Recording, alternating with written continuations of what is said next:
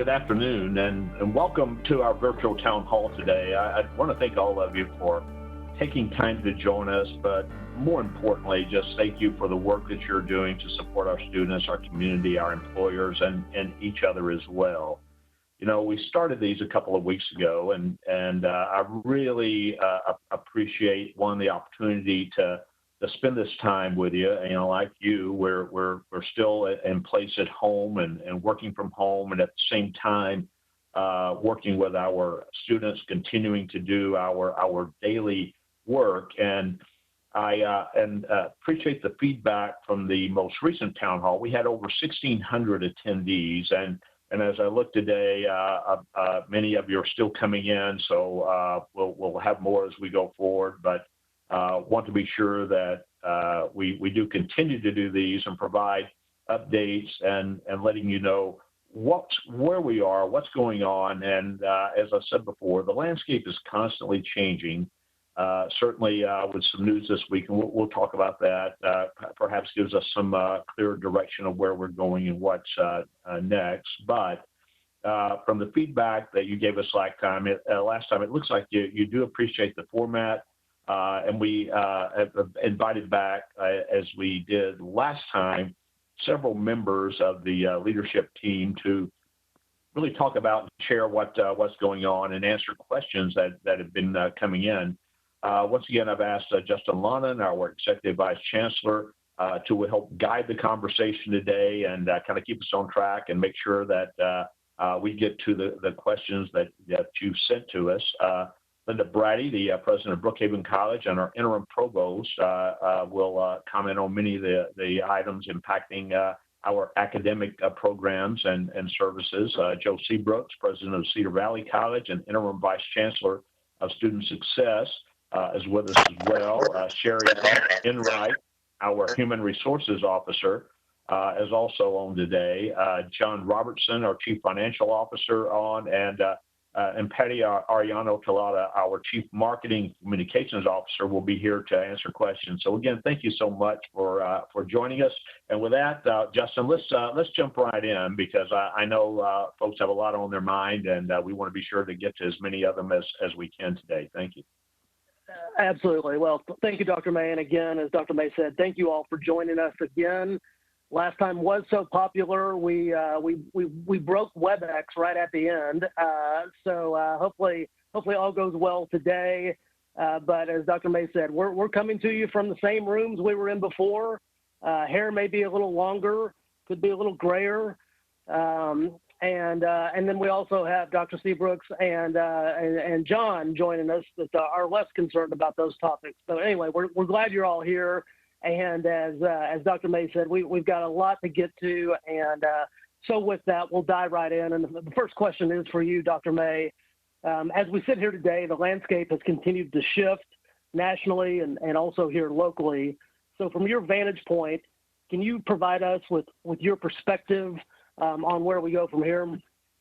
Yeah, sure. Let me kind of start. I mean, if there's good news out there, there is good news that we, from the CDC and other medical professionals, we're getting a better understanding about the coronavirus and how once a person is infected with it and contracts COVID-19, what are the symptoms, what that does. So it's becoming easier for us to understand. The difficult challenge is that we've now surpassed, last time we talked, there were 600,000 individuals affected. Now it's over 1 million.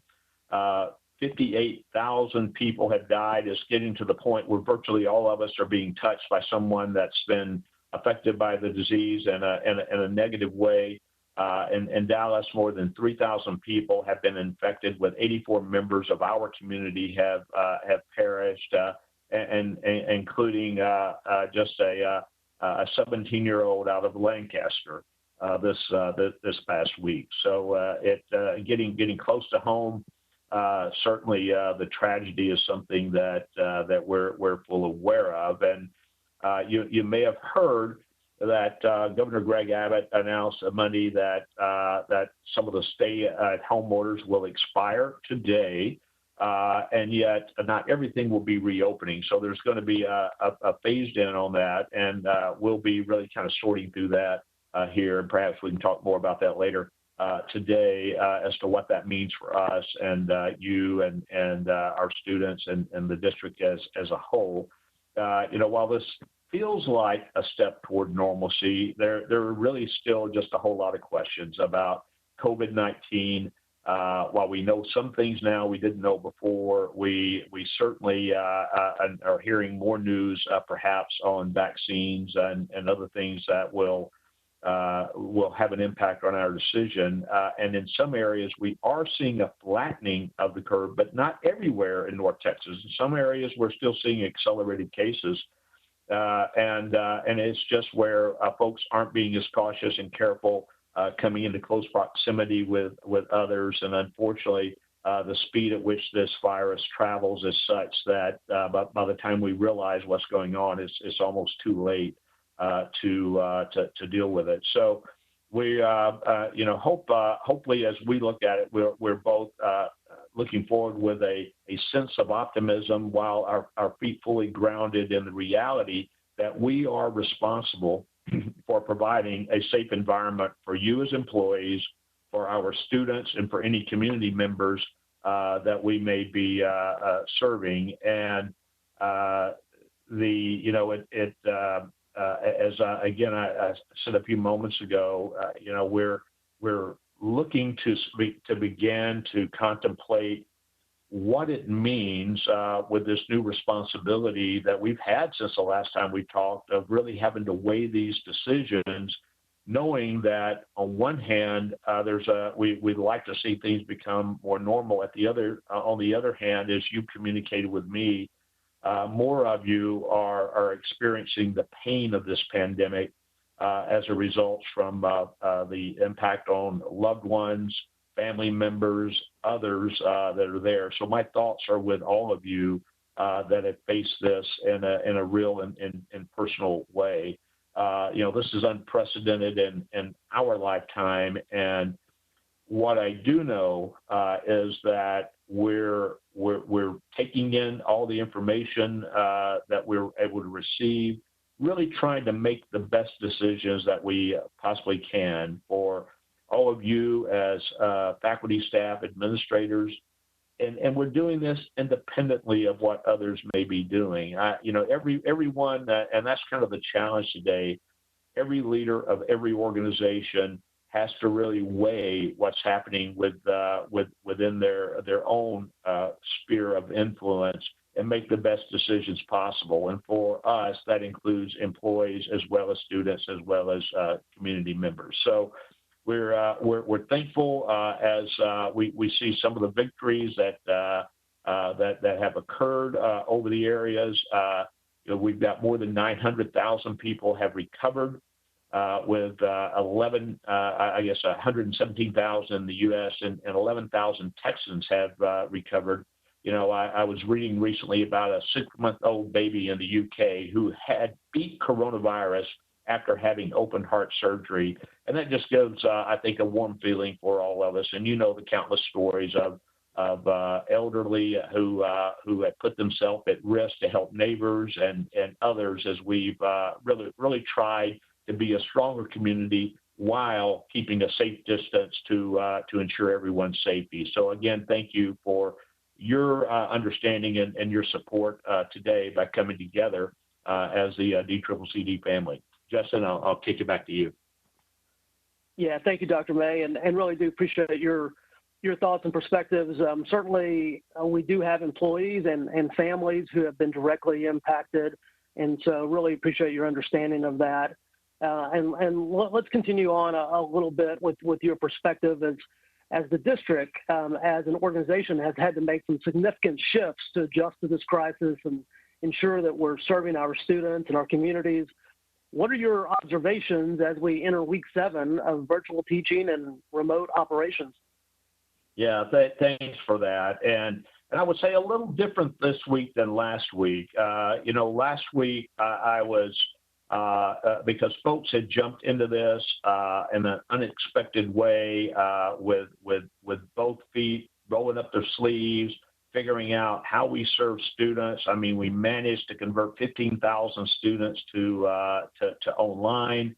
Last week, I think everyone was just really feeling the fatigue of the weeks of work from being on videos all day long, much as we are here. The focus, the energy, the long days that were out there, and frankly, kind of the odd relationship at home where you're there but not really in contact with folks while you're working. So I'm very much aware of that. I would say that we've proven beyond a shadow of a doubt that we can be an agile, fast-moving organization that when we put students first, we can move mountains to meet their individual needs, and we've certainly done that. This has pointed out the importance of our move to one college, and we've accelerated that effort as we put that in place. I'll be talking to the board more about this at Tuesday's board meeting. Again, just thank our communications team. It's been an incredibly well-run, coordinated effort to make sure that everyone was hearing the same message at the same time, whether you be an employee, a student, or a member of the community, that we were all on the same page, and just really appreciate that. I would say as we look to the future, I think and certainly I heard from Governor Abbott his announcement. I felt a sense of optimism. Maybe we were turning a corner that's there, and certainly getting some business back opened up is important.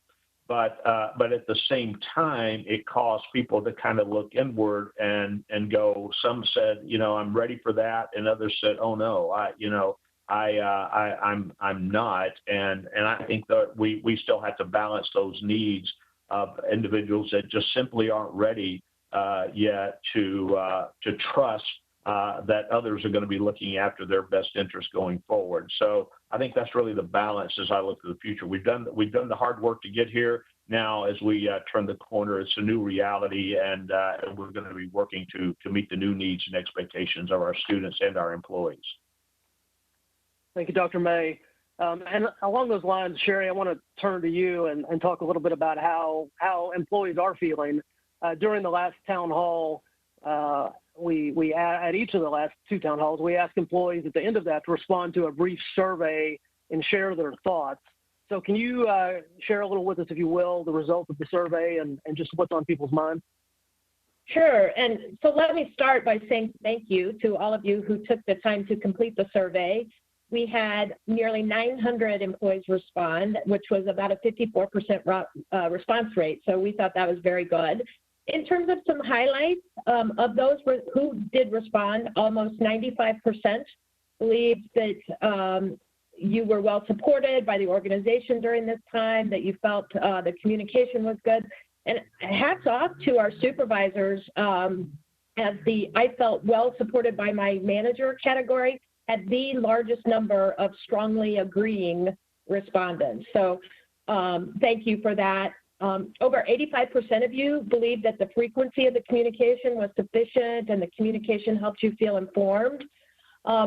Interestingly, almost 35% of respondents stated that you had no challenges in this environment or working remotely. So that's good. The biggest concerns, though, that were raised related to the general anxiety about the impact of the virus in your life and that social isolation element that Dr. May mentioned. About 75% of you, however, said you could comfortably maintain working from home 3 or more months. So really, overwhelmingly, 97% of you were confident that you had the right support network to help you through this period. And to Dr. May's point, demonstrating that resiliency and dedication of our employees. So I would just like to remind everyone we'll be doing another survey after this town hall, so look for that. And we have a few different questions coming forward. Yeah, thank you, Sherry. And again, thanks everyone for participating in the surveys and continue to do that.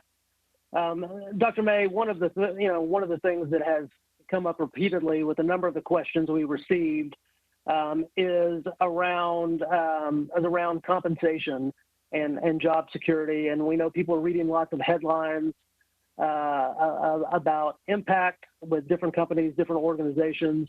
And I know that you sent out an update earlier this week on some of those things and that touched on some of it.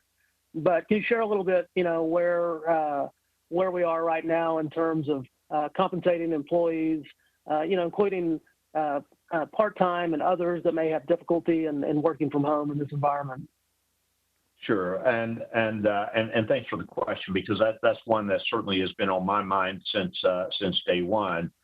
Even back in the first meeting that we had with the board on March 16th, that was one of the first things that we said, that none of this was the fault of individuals. We didn't know how long this was going to last. I frankly at the time thought maybe a couple of weeks. Didn't realize we'd be in week 7 of this here, and so we certainly said that we would continue to compensate individuals. We've done so, as we said, all through this month as well. We did have an executive session of the board, and as I communicated on Monday to all of you, we got together last Friday. We discussed the impact of this crisis on personnel, including those who are having challenges working remotely. And I'm going to be taking an item back to the board for consideration, hopefully resolving this issue on through the current contract year, so that we're not really dealing with it on a month-to-month or ad hoc basis. So that'll be up for discussion on May 5th, and we'll be posting that agenda coming forward to, I can't say what the board will do because I don't know, but certainly we're going to do our best to inform them and advise them and what we think is the best way to support our employees going forward. And so in the meantime, payroll will continue as planned for all employees. There's not going to be any disruption from that, and certainly I think that's great, because just as you pointed out, that is not the case with other folks in city governments, county governments, school districts, and elsewhere, universities, not only here in Texas but across the country. So really pleased that we've been able to maintain that during what has been a challenging time, not only from an operational standpoint but financially as well. So.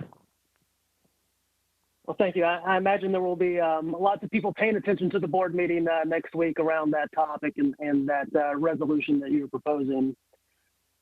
So let's talk a little bit about the budget and funding. We had several questions come in where people are again looking at those headlines, seeing some of the strategies that others are taking in the way of freezes or cuts or other things. And so, Dr. May, from your standpoint, has there been discussion about how the district's budget may be impacted for the upcoming fiscal year? Yeah, I mean, let's kind of take the current year, and obviously, every day seems to produce worse headlines as it relates to GDP, tax revenues. Certainly, that's been the case in Texas, seeing declines in both those from oil and gas revenues, as well as from sales tax and other things that are taking place. The good news is from our operational budget, we've really already received virtually all the dollars for the current year, both from property tax, where again, summer will have some impact perhaps on the revenue side with tuition, but just not that significant for us. And frankly, once we announced that we were going to be online this summer, we were operating. We were afraid enrollment might decline some, but as soon as we announced online, it popped right up. Clearly, that was what folks were looking for and hoping for. And enroll, we may be down slightly, but really not significant. From the state perspective, a lot of talk in Austin about a budget cut for the current year. I'm not taking that off the table, but that just would involve the state dollars. And to remind everyone, roughly 60%, well over half of our budget comes from local property tax. The remainder kind of split between tuition and state funding, with the state funding trending more toward the smallest percent of that. So not insignificant dollars by any means, but in the scheme of things, something that we feel pretty comfortable with this year that we'll be able to manage and not have to make cuts on our end. Now, that's not to say we may not pull back on some things that we had planned on doing. In fact, we, as a part of some of the policy decisions that we had hoped to be implementing and making, some of those required, we hired new full-time faculty and others to be able to offset some of the shifting that we would do. We are not going forward with hiring full-time faculty at this time, just on a limited basis. Reason being, we don't want to get them on board, face some type of shortfall going into the new budget year, and in September, October, have to lay people off that we just brought on board. And so we are being cautious, making sure that we're looking after the needs of our current employees as well. And from a priority point of view, let me just kind of make a couple of things, and probably, Justin, I guess this is as good a place as any to go ahead and talk about it. So when we look at the budget for the coming year, obviously ongoing operations are going to be paramount, that we continue with where we've made the investments, both in our people and our programs and other areas that we continue to go forward there. When it comes to new money, and I suspect, we'll either have some or we'll be able to reallocate some dollars along the way to help with this. Number one priority will be some type of salary increase for all employees, not just some groups of that one. Then other things that we would perhaps even investing some of the policy change in others will be bumped down on the list, because we really want to take care of our folks first. So that's kind of as we look at that, where I see the priorities going forward. And we're laying that out without a lot of detail, because the state controller won't really provide us a true snapshot of what's happening for the state until June. But we're getting a pretty good idea about what the direction is. And you may see some headlines where the Speaker of the House called for an immediate 5% budget cut for all of us. You may have heard somebody else kick around a 20%. We're not hearing any of that take legs. But even if it does, we don't see that this would have a dramatic impact in the next throughout the rest of this current fiscal year. And certainly we would have time to take that into consideration and minimize the impact for FY21. So, Justin, if there's any clarification, just let me know there. But hopefully hit some of the things that were on people's minds. Yeah, no, I think that covers it. And I might just ask you, Dr. Brady, in your role as interim provost, you have worked with the other college presidents a little bit on the faculty hiring that Dr. May was referencing. So any additional comments or context there? We are moving forward with about 30% of the full-time permanent faculty positions that we had in process at the beginning of this semester. And those are in primarily CTE programs and some for dual credit. The rest of them we are going to fill with temporary full-time positions or with adjuncts. So that was our solution to avoid what Dr. May mentioned earlier. Great, thank you. Well, we've had several questions that have come in about the CARES Act and how that plays into some of our thinking related to our funding. So John, I'll turn to you if you can kind of give us your perspective a little bit. I know your team and Dr. Piper Wilkins' team have been working on identifying the different aspects of the CARES Act, but can you give us a little idea of how it may impact our overall operational funding? Sure. The CARES Act is really divided into two parts. The first part is what I'll call a student funding, which is for about $9 million. And those dollars have to go directly to students. It'll benefit students.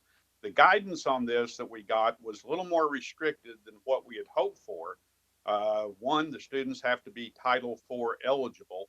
So that's one of the things we're looking at is how do we make the best use of this for the students that are most needy. And there is a team that is working on how to determine those student needs and how this funding can be distributed. We applied for that back on Good Friday and received all our money this week. So that part has been done. The second half we just applied for is also about $9 million, and I'll call that institutional funding. Now, that must in some way benefit students.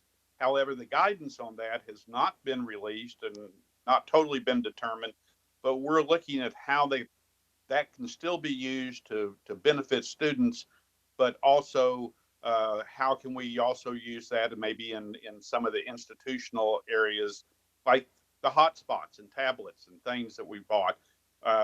None of that has been totally determined yet, but we're using that to see we've set up accounts to hold those monies and then be able to see maybe if we can have some reimbursement for that. So it is progressing right now, and Dr. Wilkins' team is working on how to determine to distribute that student funding.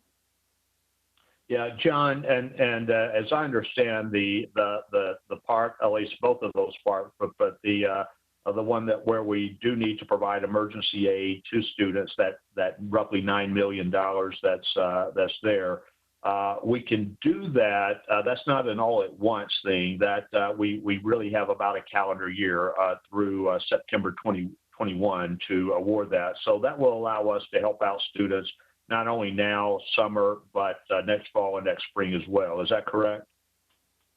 That is correct, and that's part of what Piper's team is looking at and making sure that some students need emergency aid right now, and we're combining that with any funds that we have available from the foundation to also help as many students as we can. So we're looking at a bunch of different ways that we can try to make sure that students who have been impacted by the pandemic are helped, but also then that way of seeing who can we help in the future. Yeah.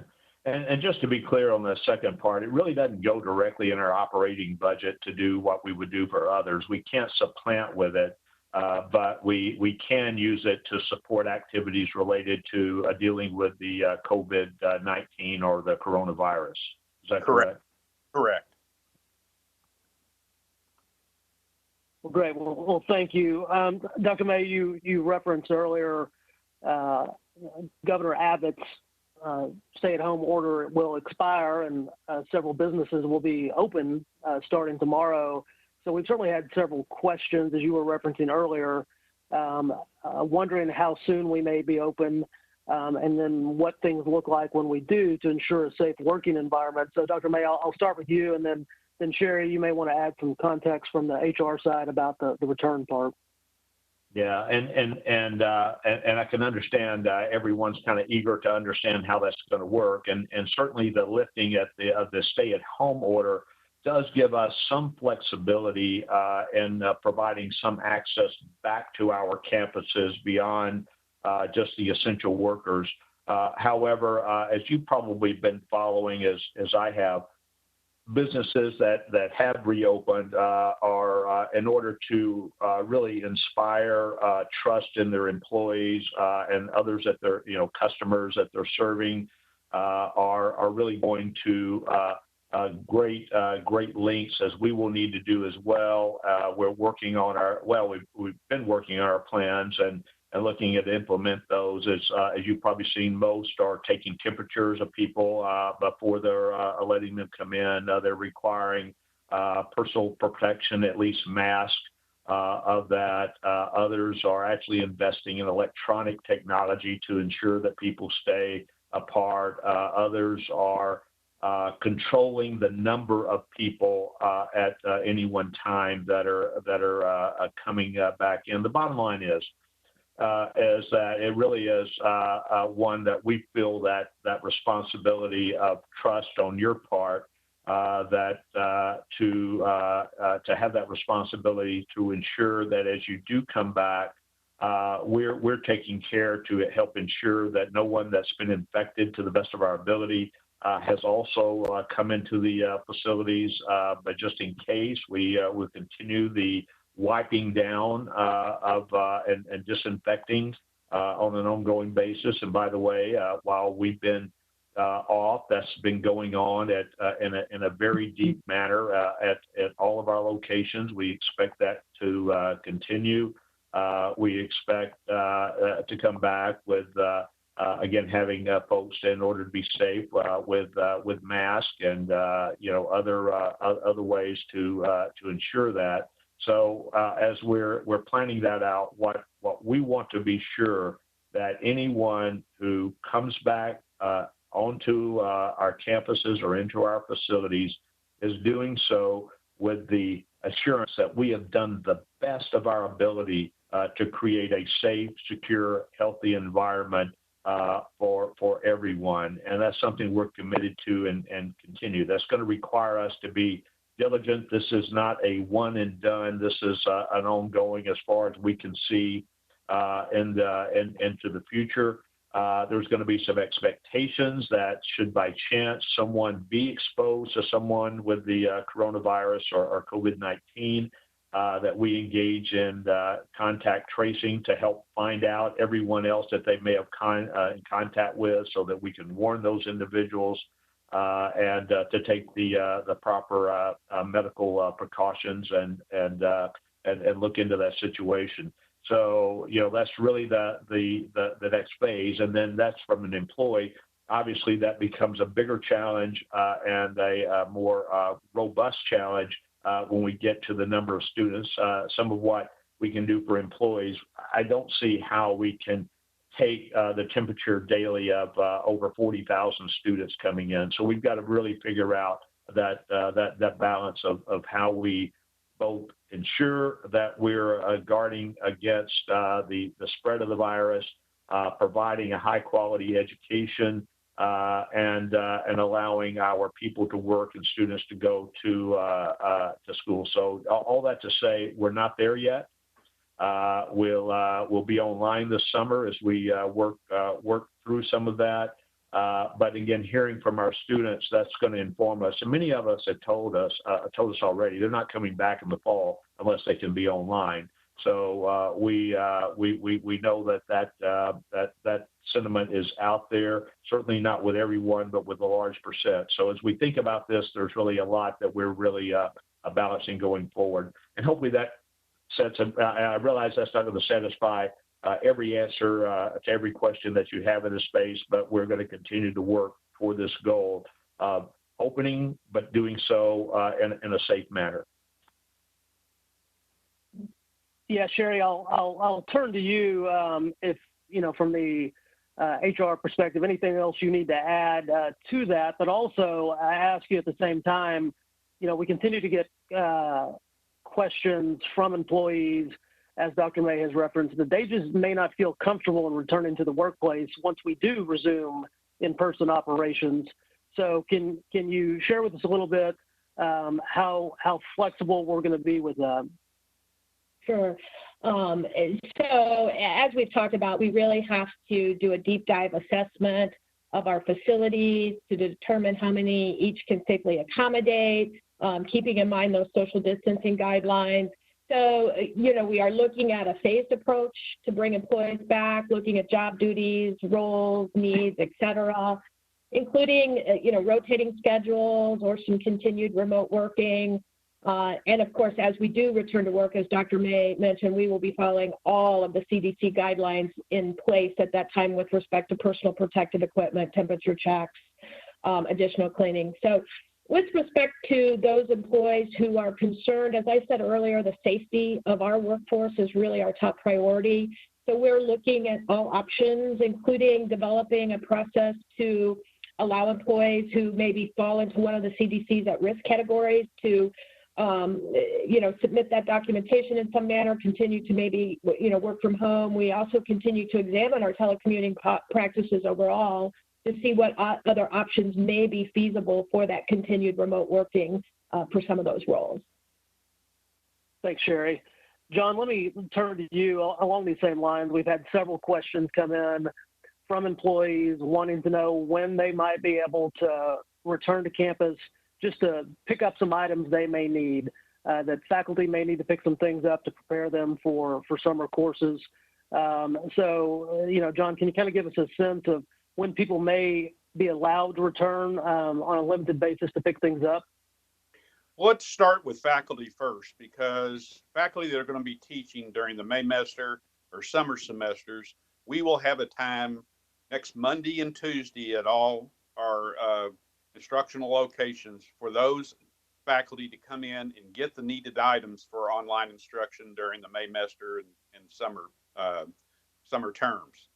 The next step would be allowing staff to also get some of those items that they need to work remotely, or as we progress in this and we see what areas can be going from the essential employees to what I'll term critical employees to keep operations moving.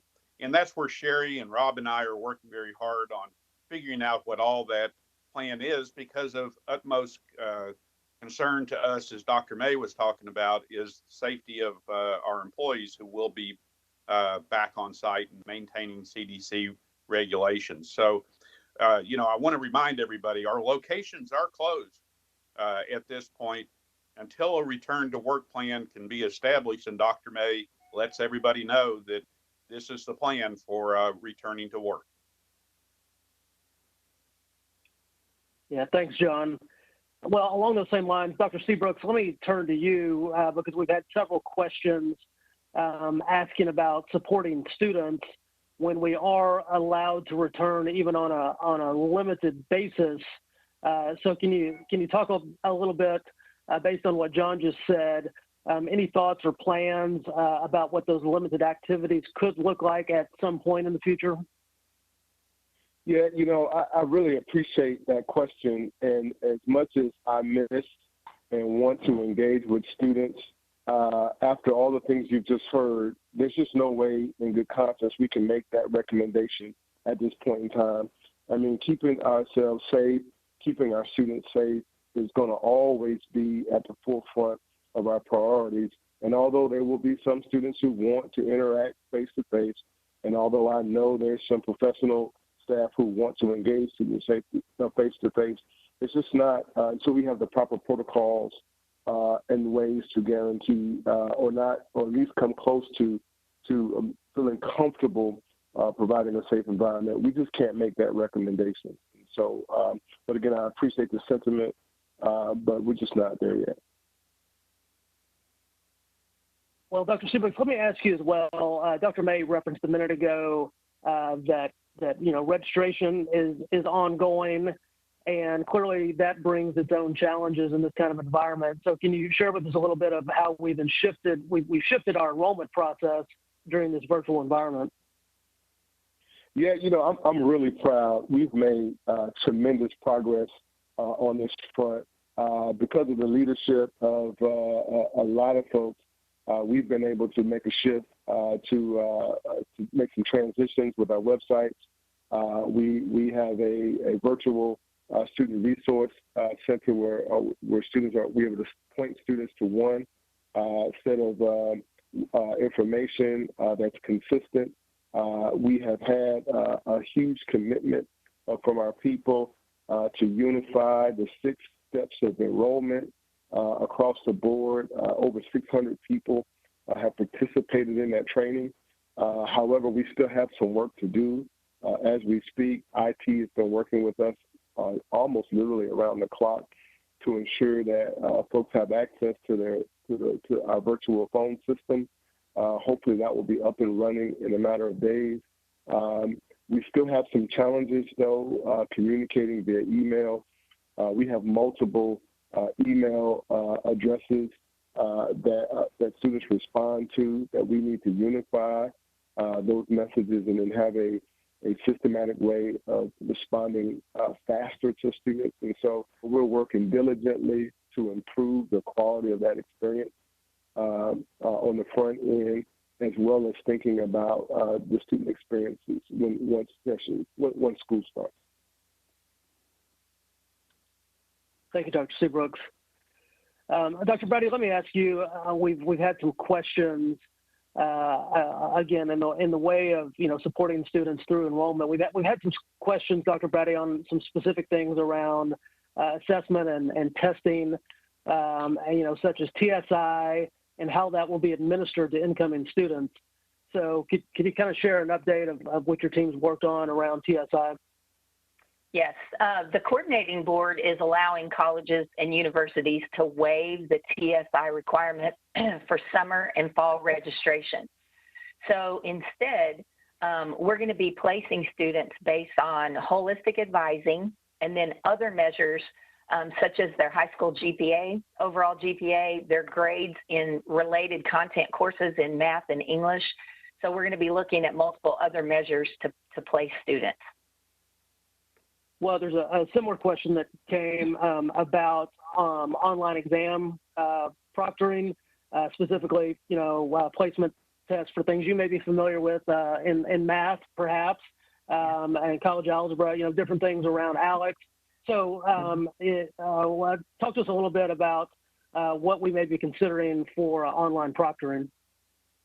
Okay, so for the spring semester, faculty who moved their classes from face-to-face to online have been very flexible regarding their testing procedures and their requirements, since students in those classes may not be fully equipped to participate in online live proctoring. So because for the May semester and summer semester, we know ahead of time that we're doing this online, faculty will be able to utilize proctoring measures, and classes that require specific technology include an annotation in the browsable class schedule. Faculty that are teaching those classes will also be reaching out to students who enroll in those classes to ensure that they understand the requirements. And in all cases, for all courses, the academic deans and vice presidents will ensure that there are class options that do not require specific technology. So there may be requirements for some sections of college algebra that use ALEX, but then there will be others that don't. So students will definitely have options. Thank you, Dr. Brady.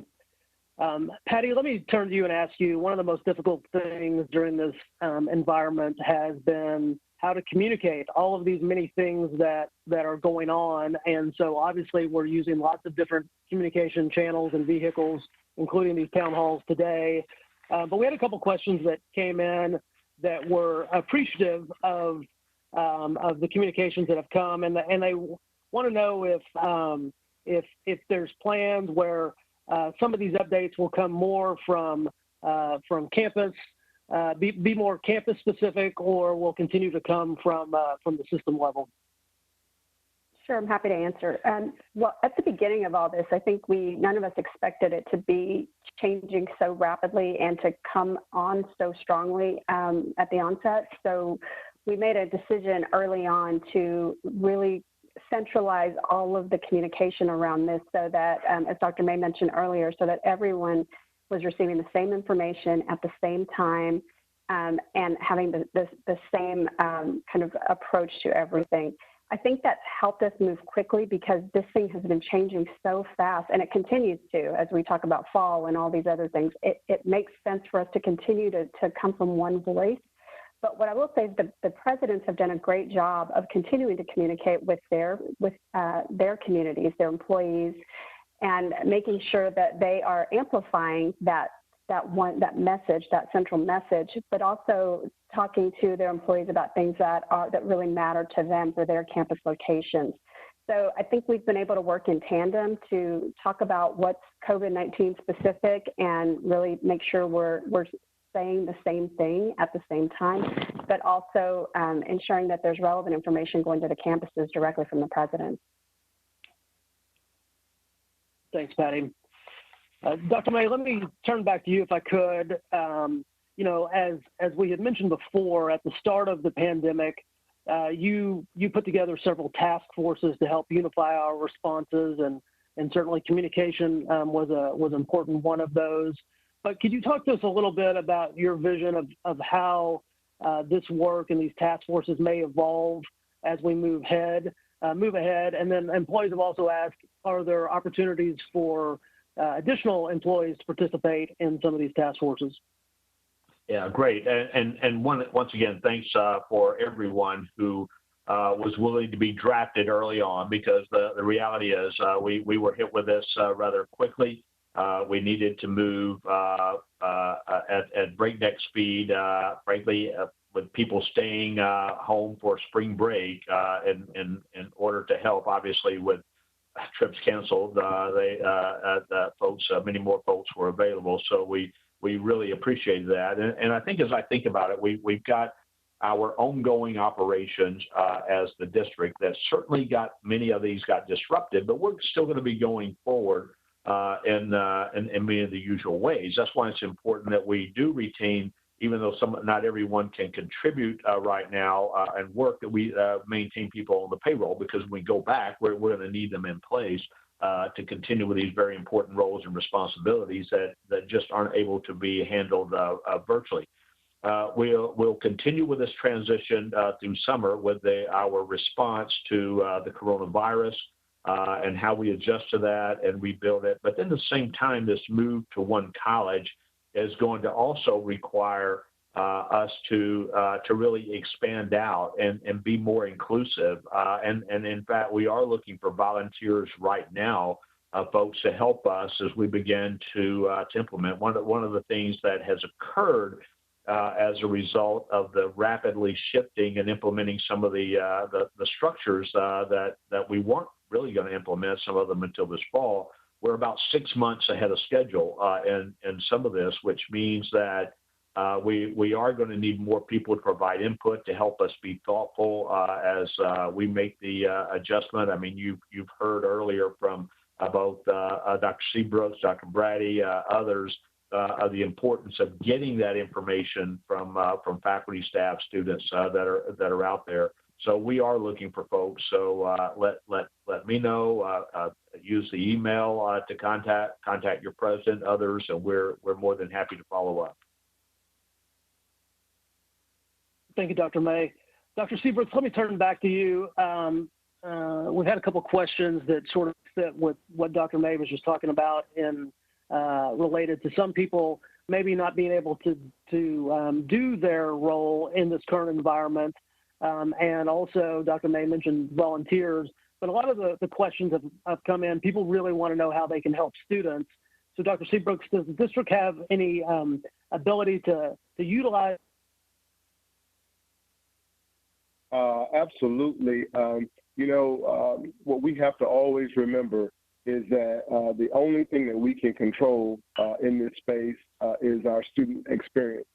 And so, and I know that folks are traditionally used to facing students and helping them directly in person, but because of our wellness campaign, we have touched almost 50,000 students by individuals volunteering or carving out time out of their work to make these calls happen. And I'm going to just tell you, it has made a difference in students feeling that they've made the right choice by coming to our institution. In fact, Chancellor mentioned summer enrollment, and we are well on pace to meet our goal. I think our goal was to have almost 19,000 students for the summer, and we are right there, and we have almost 4 weeks to go before the first day of classes. And so moving forward, I think being willing to touch students in an appropriate way via phone, via emails, to be responsive, and as we can continue in that vein, I think we will absolutely win new students over and assure that the students who've chosen us make the right decision. Great, thank you, Dr. Seabrooks. Dr. Brady, let me turn to you. I know you and your team, and certainly some questions that we had from faculty members were asking about pass-fail. as people are very sensitive to the environment and situations that students are in right now. And so can you share with us a little more about our decision to not adopt a pass-fail? Sure. Based on consultations with the academic vice presidents, with faculty, with my entire student academic success task force, we concluded that that option using pass-fail grades was not in the best interest of our students. Because, for example, students in dual credit classes, veteran students, students in various industry credentialed programs like students in nursing, all depend on receiving a letter grade for things like competitive placement in special admissions programs, for financial aid, just something as basic as that, and other academic requirements. So I know faculty are deeply concerned about how students are making it in this environment. I hear from you every day about concerns that you have and ways that you're going above and beyond to help students succeed. So faculty have been incredibly flexible in determining how to evaluate student progress and to award grades in their classes this spring semester. They've been increasingly flexible and creative in managing assignments and exams and deadlines and grading practices while still making sure that they achieve the designated student learning outcomes in each of their classes. So in addition to what the faculty are doing directly for students, we're doing all we can from a policy perspective, administrative perspective, to mitigate negative consequences for students who might choose to drop a class. So anytime between spring break and the end of the semester, for any student that drops a class during that time period, we've implemented temporarily a policy that they will automatically get 100% tuition refund. They don't have to file a request for it. There's no appeals process. It just automatically happens so that they're not penalized for that. In addition, the W that they would receive for dropping the class will not be counted against their 6W limit. So I feel like we're all working together to try to ensure that all students are well served. So students who need the letter grades can get them, and then students can make decisions about their own academic progress and their academic career for themselves based on the fact that we're trying to help mitigate any negative consequences for dropping classes. Thank you, Dr. Brady. Well, with the few minutes we have left, let's hit a few questions. Dr. May, we've had several questions asking about what the status is of our move to single accreditation and how that relates to our plans for Dallas College. And then also a companion question to that is that some employees have questioned the leadership pool positions that we recently had open, and people are asking for clarification of, how can we still be seeking to fill those roles during the pandemic? No, both of these are really important questions. One, the historic change of the district from 7 separately accredited colleges to single accreditation, as was approved by the board last August. So we've been underway once that decision was made to fully implement that. We at the very day the board held their emergency meeting in March was the day that that SACS received the documentation on our request forward.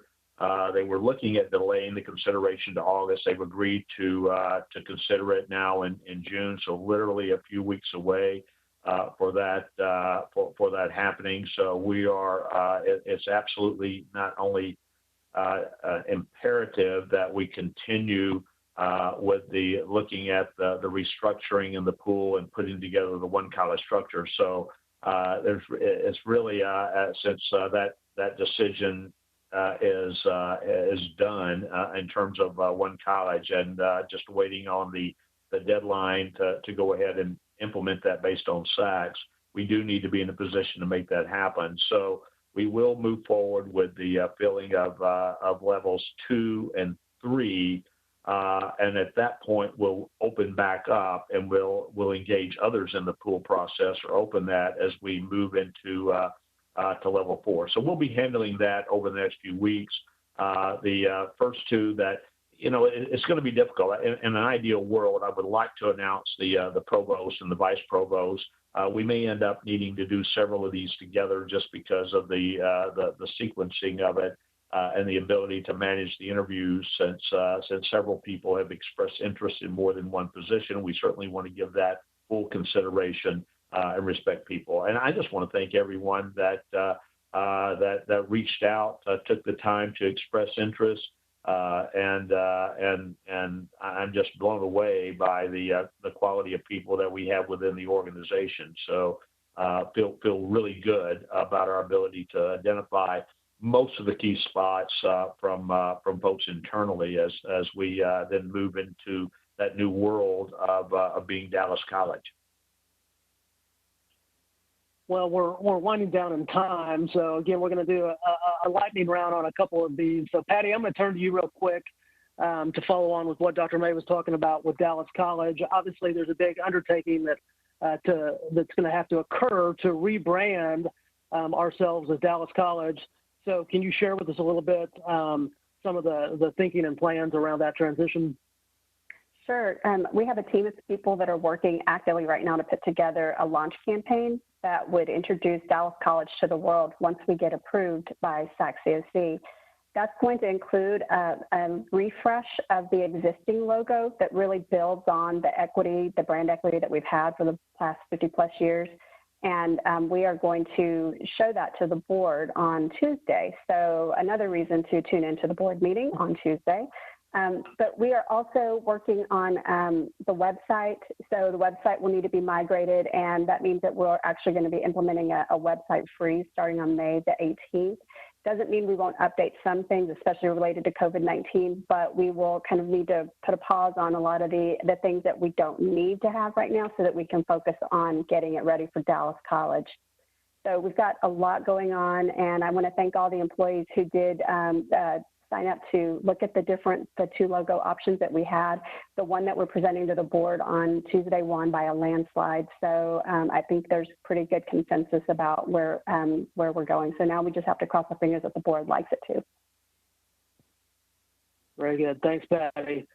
Well, Dr. May, for our last question here, let me turn to you. There's been a lot of questions and focus about what we may be doing for the fall. And Sure. So can you kind of give us a sense of where we're leaning and what the thinking is at this point? Yeah, and obviously it's very similar to the question asked earlier about returning and safety, and we're going to really be evaluating that. But it's not only the ability to ensure a safe environment for our faculty, staff, and students. It's really accommodating the anxiety and concerns that many individuals are having today. Certainly, we've got many folks that have expressed an eagerness to return, and some of them really wanting to get back into their labs and finish up some of the projects and get things underway, while other students have reached out in quite impassioned pleas to continue online, that they're concerned about the availability of vaccines, the availability of testing, the ability for us to do the adequate screening that would be necessary. And certainly, we're going to do our best to take care of that screening going forward. So I'm going to be having this discussion with the board in some detail on Tuesday, laying out the options, the pros and cons of remaining in an online operation versus going back to more traditional face-to-face. And you've seen colleges have announced you have some of them announced they're going back to normal operations, and others that have announced they're staying online for the next year. So what others are doing is not a lot of guidance for us, because we really have to evaluate it based on our ability to respond and to ensure that everyone is safe, healthy, and able to learn in this environment, and our employees are able to work in a safe manner. Well, thank you, and thanks everybody for participating. That's all the time we have for the questions. Please keep sending them in to townhall@dccd.edu. We'll continue to post responses there and on our FAQ side. So, Dr. May, I'll turn it over to you for final remarks. No, well, once again, I just start where we began, thanking each of you for what you're doing for our students, for our employers, for our community. Justin, I just thank you for helping really guide this conversation as we wrap up. Be sure to continue to submit your questions to townhall@dccd.edu. We'll post the responses on that. And then when you sign off today, look for the survey. It gives us the feedback that we need because, we're going to continue these so that folks are up to date and that we can respond to the new questions that are on your mind as we deal with an evolving landscape. So thank you again and have a great remainder of the week.